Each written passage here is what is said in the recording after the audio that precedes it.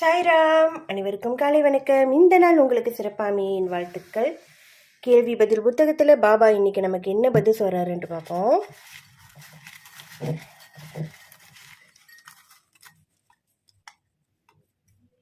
நூற்றி 1 பாபாவின் பதில்: சரியான தருணத்தில் தகுந்த வேலையை செய்யும் பொழுது அது சுலபமாக முடிவடையும்.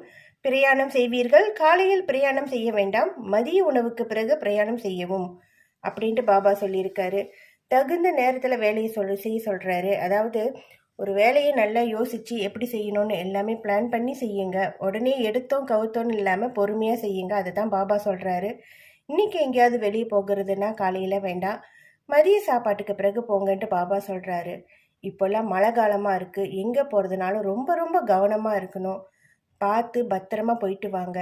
இந்த இடத்துக்கு நீங்கள் போய் தான் ஆகணும் அப்படின்ற ஒரு முக்கியமான விஷயமாக இருந்தால் மட்டும் போங்க, இல்லாட்டி